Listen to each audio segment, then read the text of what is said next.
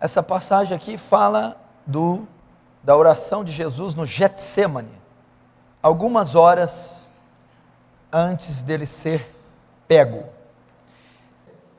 Passa de mim esse cálice. Se você lembrar, em 1517, na cidade de Wittenberg, um monge agostiniano chamado Martinho Lutero afixa as 95 teses na catedral de Wittenberg, pois até então Roma estava hostilizando todos os seus fiéis com a venda de indulgências, porque o interesse do papado era construir a Basílica de São Pedro e assim oprimir os pobres da sua fé. Martinho Lutero é levado às Escrituras estudando o livro de Romanos, que para ele é a obra mais fantástica literária já publicada, a Epístola de Romanos.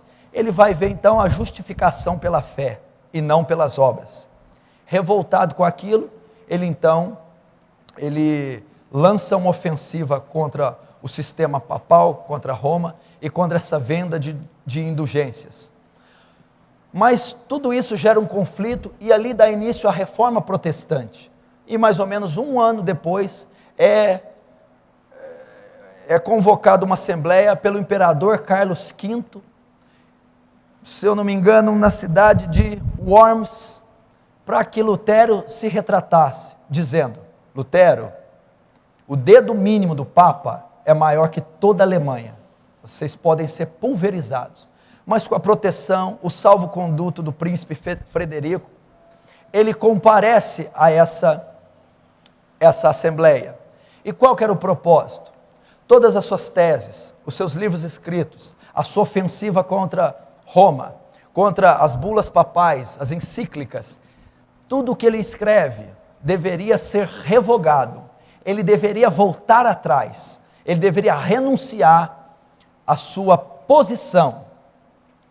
E essa assembleia, esse concílio, essa reunião é marcado para que Martinho Lutero diga uma palavra só: revoco, revogar, para que ele renuncie, volte atrás.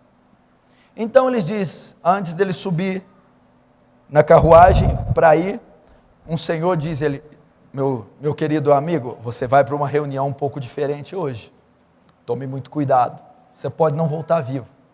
E ele diz assim: se Deus sustenta a causa será sustentada. Pode haver demônios como telhas na cidade de Worms, e aquilo que o Senhor colocou no meu coração, eu vou dizer. Então se contam inúmeras histórias que Lutero passou noites orando e resistindo ao próprio diabo pela pressão que ele estava sofrendo. Então Lutero também teve um Getsêmani antes desse concílio. E o que eu quero dizer aqui para vocês hoje, com tudo isso? O que tem a ver Jesus dizer: passa de mim esse cálice? Significa que até esse momento, essa altura do campeonato, Jesus estava no ápice do seu ministério. Jesus já tinha suportado tudo que um homem normal poderia, e tudo que o Messias, que era ele próprio, poderia suportar.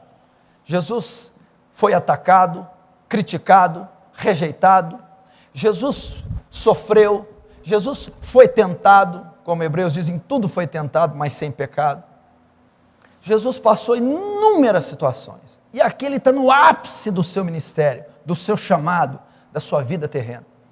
E a Bíblia diz que ele está ali no alto do Getsêmani, e a pressão daquele momento foi tamanha, que ele começa a transpirar sangue. Tamanha era a pressão que envolvia aquele momento do Getsêmani, ao ponto dele dizer: Pai, se for possível, passa de mim esse cálice. Então ele orava com mais intensidade, ao ponto de transpirar sangue.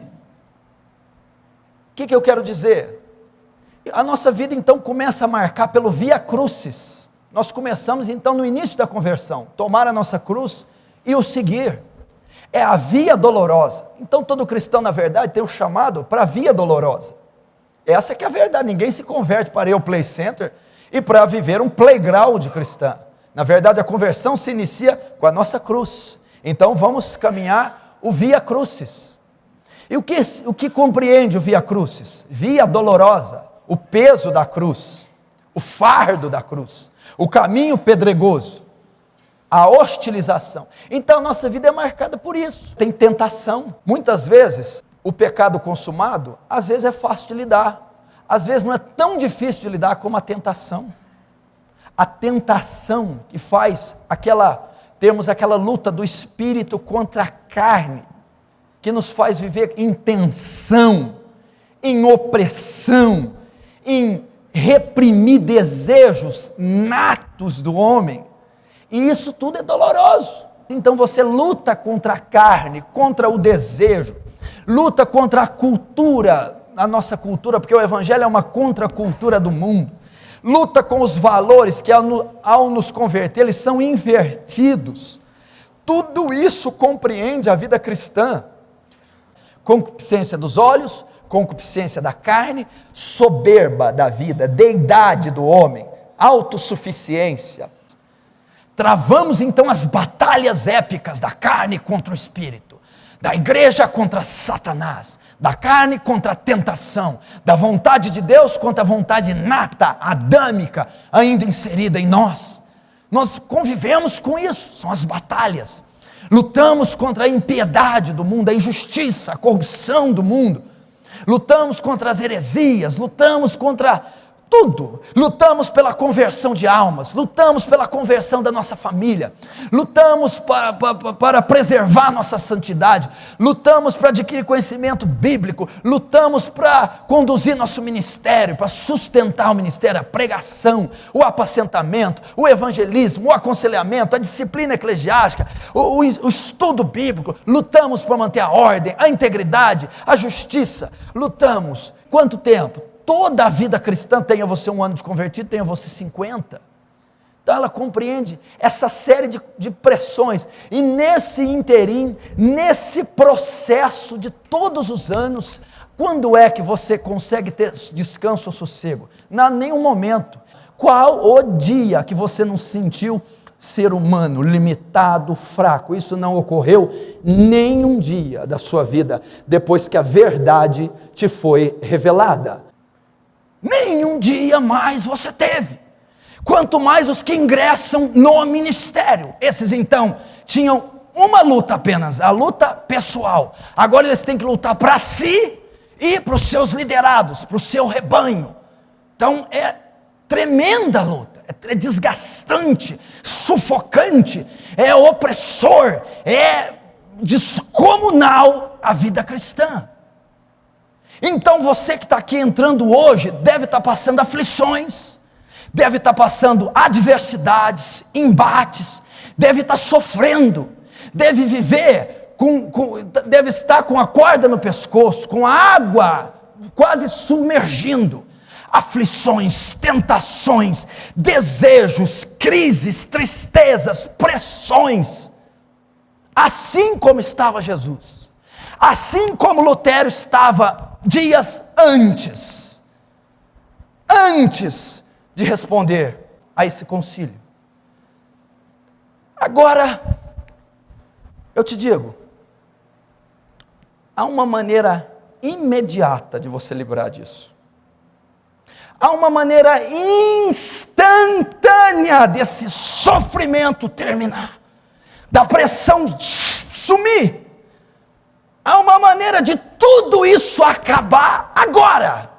Há uma maneira desse inferno que está sobre você ser dissipado. Há uma maneira de todos aqueles demônios que estavam na cidade de Worms, oprimindo Lutero, sumirem. Há uma maneira das gotas de sangue que estão saindo dos seus poros cessarem. Há uma maneira dessa culpa que acomete a tua mente sair, desse fardo que esmaga você ser retirado. Há uma maneira dessa luta contra a consciência, esse peso, essa baixa estima, essa força terrível terminar. Sabe como? Revoco. Só você renunciar. Desistir. Abre mão. Amanhã você acorda 10 horas da manhã, tomando um café maravilhoso, sem nenhuma opressão, sem nenhum peso, sem nada. Revoga. Abre mão. Desista. Instantaneamente. Você não vai preocupar com ovelha, com igreja, com ninguém. Com ler Bíblia, com orar, com pecado, com leis, com regras, com nada. Nem com o inferno. Porque você já não mais representa perigo. Acabou. Dores, angústias, pressões, fardos, compromissos, cobranças, num instante, são retiradas. E é exatamente isso que aconteceu com Jesus. A Bíblia diz: saindo foi, como de costume, para o Monte das Oliveiras. Jesus buscou um lugar de refúgio. Ele estava no momento da vida dele, aquele momento estava terrível, estava tendo uma batalha interna. Então ele vai ao Monte das Oliveiras, o seu lugar de refúgio, de reflexão, o seu pano de saco e cinza, o seu lugar secreto da oração. Ele vai a esse lugar, e ele leva com ele alguns dos discípulos. Foi e com os discípulos. E por sua vez se afastou cerca de um tiro de pedra.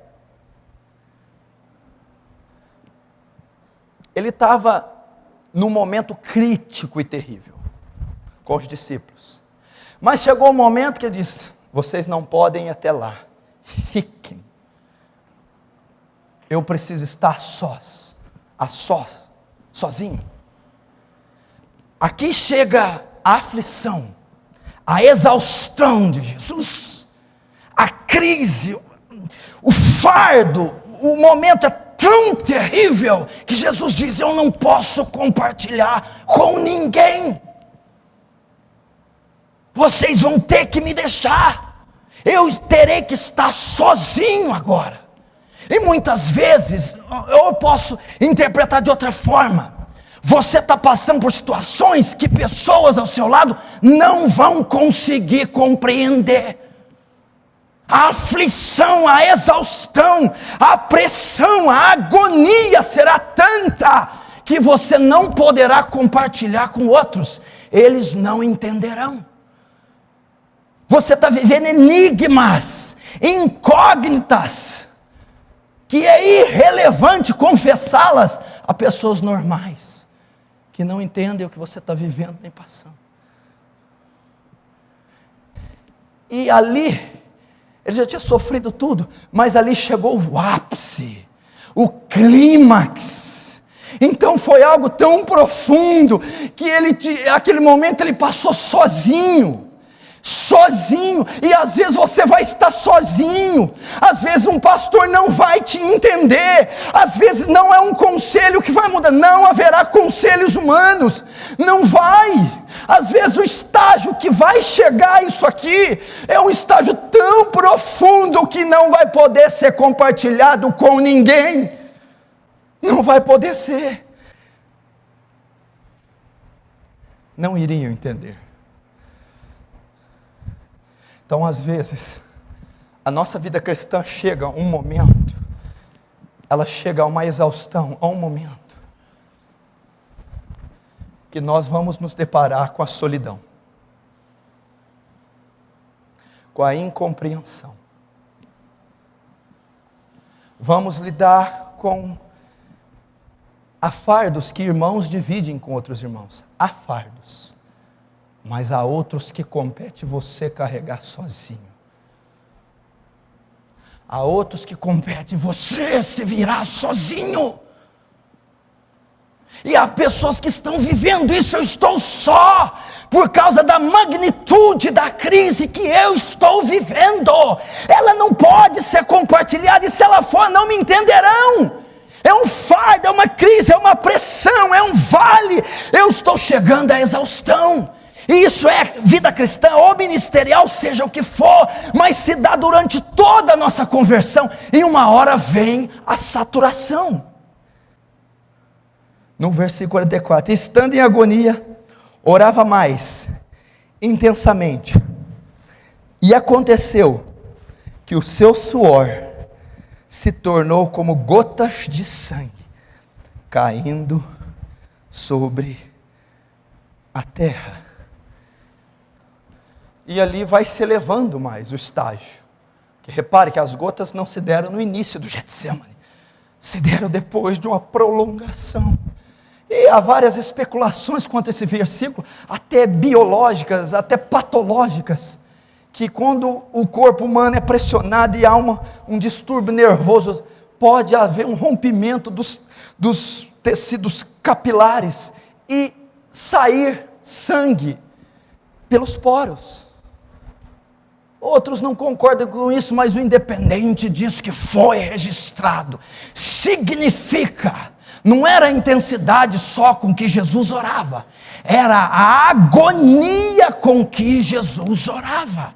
A agonia, o estágio emocional, o estado emocional, o coração de Jesus. Agonia.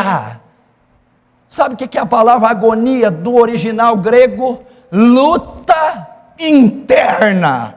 Meu irmão, se você entendesse que a pior luta não é externa, a pior luta não é contra os demônios do inferno, a pior luta não é contra a crise financeira, não é. A pior luta não é contra os postes ídolos, as Jezabéis, contra o próprio Lúcifer. A pior luta do homem é no seu interior, é contra as suas convicções, é contra o seu velho homem, é contra a sua vida emocional. A luta interior que Jesus estava travando era agonizante. Isso levava Jesus a orar, transpirar sangue. Então a Bíblia diz que, estando em agonia, orava mais intensamente. Aconteceu que seu suor se tornou como gotas de sangue. O que compreende sangue? Dor. A pressão era tão grande que ele sentia dor. Dor. O que ele iria enfrentar no outro dia?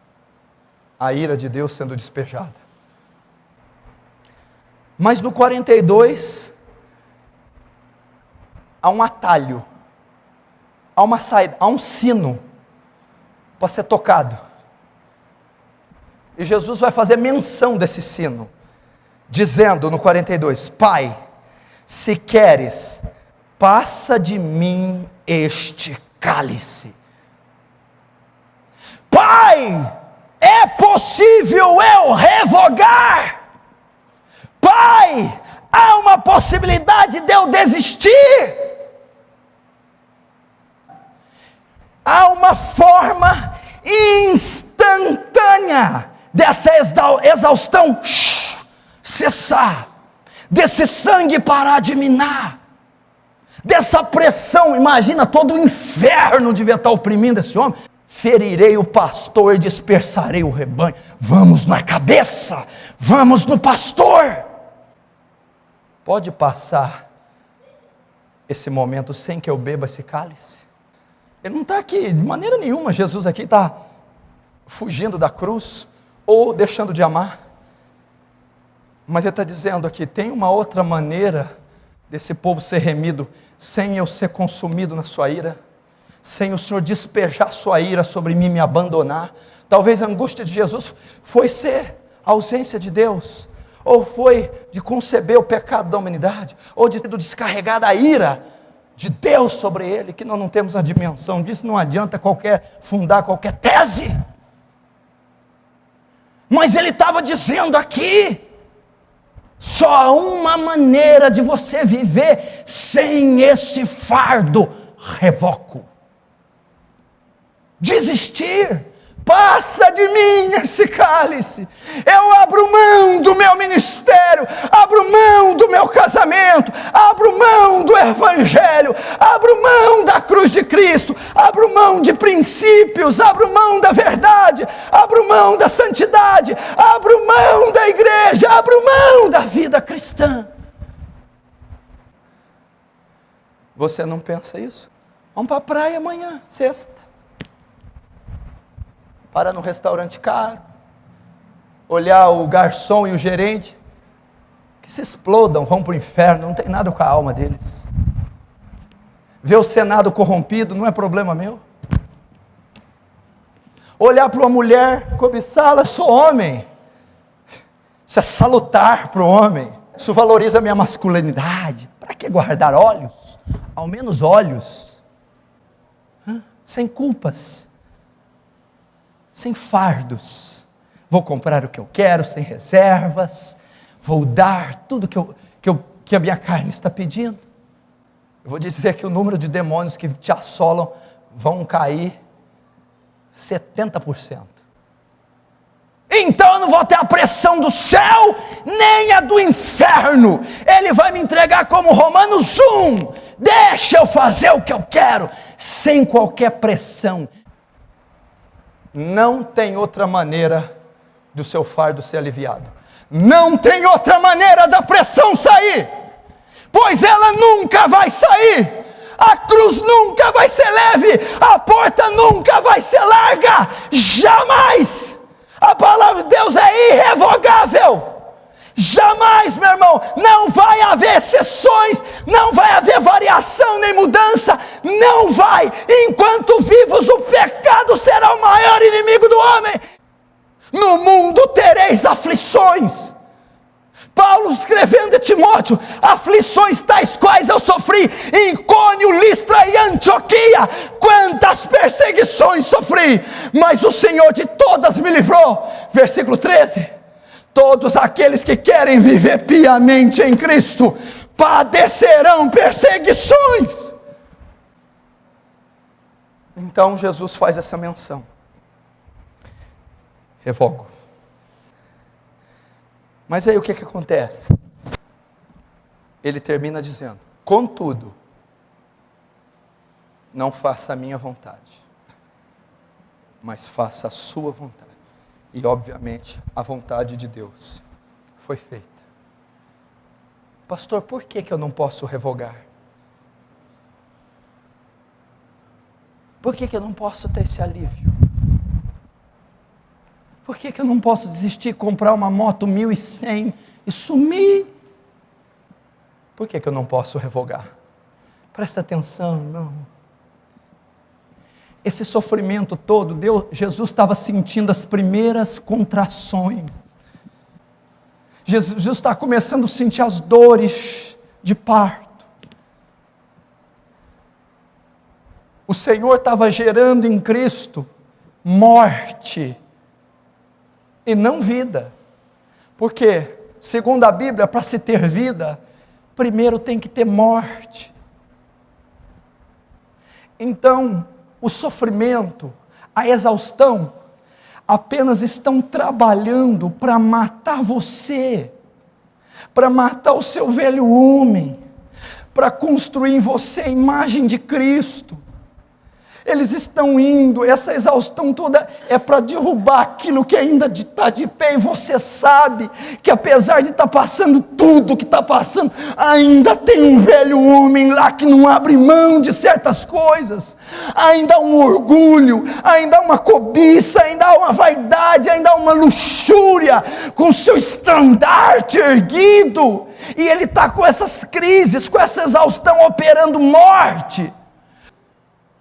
Então ele vai predizer isso em João 12, 24, que eu uso para você. Em verdade te digo, que se o grão de trigo caindo da terra não morrer, não dá fruto.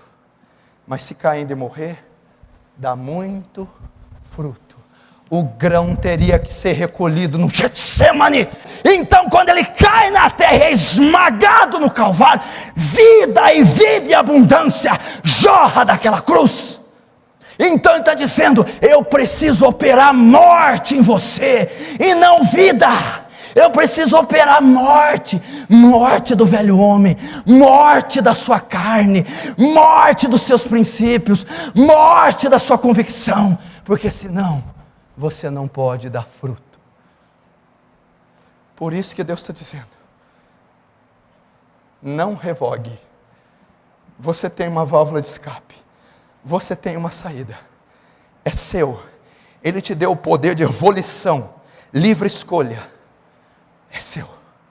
Um instante e acabou os demônios, a pressão, o jugo, a consciência. Só que você não vai ter vitória, não vai ter resultado, não vai colher, não vai ser salvo, não vai herdar a vida eterna, não vai ser feliz coisa nenhuma, nunca mais. Você não pode. Por quê? Ele quer operar a morte. Ele tem um propósito nisso. Todas as coisas cooperam para o bem daqueles que amam a Deus. Ele está dizendo: resiste, fica. Ele mesmo vai dizer para Pedro, quando Pedro corta a orelha do soldado: Pedro, não beberia eu o cálice que o meu pai me deu para beber, Pedro. Você não pode dizer: não suportaria eu aquilo que Deus me impôs para que eu suportasse. Não submeteria eu aquilo que Deus está me fazendo submeter. Como eu posso indagar ao olheiro, porque me fizeste assim? São as maneiras, é a soberania, a onisciência, a presciência de Deus, que sabe como trabalhar com a nossa individualidade. O que aconteceria se Lutero tivesse falado: revoco? O grão não iria morrer, o fruto não seria dado. O que aconteceria se Jesus tivesse dito: passe esse cálice e não faça a sua vontade? O que teria sido a trajetória da humanidade? A gente pensar: Deus ia, não sei, eu não posso presumir por Deus, infelizmente. O que seria John Huss, se quando foi condenado à fogueira, tudo o que eu disse é mentira e heresia, podem queimar, para manter a sua preservação? John Huss diz: não vou revogar, não vou renunciar aos meus escritos, somente se forem provados pelas escrituras que estão errados. John Huss ia para a fogueira. Sabe o que ia acontecer com John Huss? Se ele revoga, ele ia ficar assim com o rei, ia ser popular, ia ser reconhecido no clérigo, paz, riqueza, prosperidade, viagens. John Huss preferiu ficar 1 ano na cadeia, na masmorra, e ser sentenciado injustamente à fogueira. Mas ele não iria herdar a vida eterna. Você acha que isso não acontece comigo? Se você perguntar para minha esposa que espécie de homem ela casou, pergunte. Problemas, e-mails, pregações, convites, problemas. Então veio uma voz no meu ouvido e disse para mim: revoco. Vai passear, compra uma chácara, paz. E é lógico que ministerialmente não é o que vai falar conosco, com a massa. Na verdade, o foco aqui é o madeiro. O madeiro que é o problema. É revogar a fé, é revogar a cruz. Então muitos estão sofrendo pressão por zombaria, bullying, discriminação, impopularidade, atração física, carência emocional, por causa da cruz. E o diabo está dizendo: revoco. Acabou tudo. Você vai estar na roda deles. De zombado, você vai ser zombador. De excluído, rejeitado, você vai ser popular. Não revogue. Não desista. Não abandone a cruz. Não passe por cima dos princípios. Não passe por cima dos princípios. Não desista. Só mais um pouquinho de tempo. E o que há de vir virá e não tardará. Ser fiel até a morte, dar-te-ei a coroa da vida. O que está em jogo é a coroa da vida, não é nada daqui, é a coroa da vida. Tem hora que eu estou aqui pregando, eu digo: Senhor, será que eles creem mesmo na sua volta? Será que eles creem mesmo em vida eterna? Será que no íntimo deles eles acreditam que há uma Jerusalém celeste, com portões de pérola, com um cordeiro imaculado nos esperando? Senhor, eu acho que eles não creem, eles estão tão interessados na terra, nas paixões, no dinheiro, que eles estão esquecendo, Senhor. Eles não acreditam de fato que há uma redenção, uma glorificação, que há uma incorruptibilidade nos esperando, que há um descanso, que há uma glória indizível. Mas para isso você não pode revogar, você não pode deixar sua cruz, você não pode querer que Ele ministre em você vida, sem antes ter ministrado morte. Ele precisa começar a sair as primeiras gotas de sangue, simbolizando que o velho homem vai cair, iniciando a mortificação daquelas áreas, meu Deus do céu, que ainda estão de pés, que ainda estão erigidas, para que então você tenha vida em abundância, para que então você receba o Espírito Santo na plenitude, para que então você seja regenerado, para que então você venha nascer de novo, para que então você venha, como Leonard Ravenhill diz, ter a eternidade gravada nos seus olhos, herdar a vida eterna. Nós estamos quase lá, mais um pouquinho, quase lá, está chegando, você vai conseguir, você vai cumprir, você vai derramar o sangue. Deus está dizendo para alguns: quase lá, não desiste. Não desiste, não abandona por nada a cruz, não abandona teu Salvador por nada, não abandona, vá aos leões, vá ao Coliseu, mas não negue jamais. Por quê, pastor? Porque você está quase lá, mais um pouquinho, quase lá, a coroa está sendo preparada, não desista, quase lá, vá até o fim. Vá, meu irmão, tudo isso aqui é lixo, tudo isso aqui passarão os céus e a terra, vão passar, tudo será pó, tudo será esquecimento, mas vamos ser glorificados. Eu sei que isso passa pela minha mente, pela sua, eu penso em desistir, eu oro, passa de mim esse cálice, eu penso, mas não, pela fé, pela graça salvadora, que uma força, que uma condição venha da onde nós não sabemos, venha do infinito amor de Deus e nos toque e nos erga novamente e não nos permita vacilar, desistir, recuar, não nos permita, jamais. Lutero, você revoga? Ao menos que eu seja provado nas Escrituras, e pela minha consciência que eu estou errado, não revogo, não revogarei. Jesus, passa de mim esse cálice, contudo, faz a sua vontade.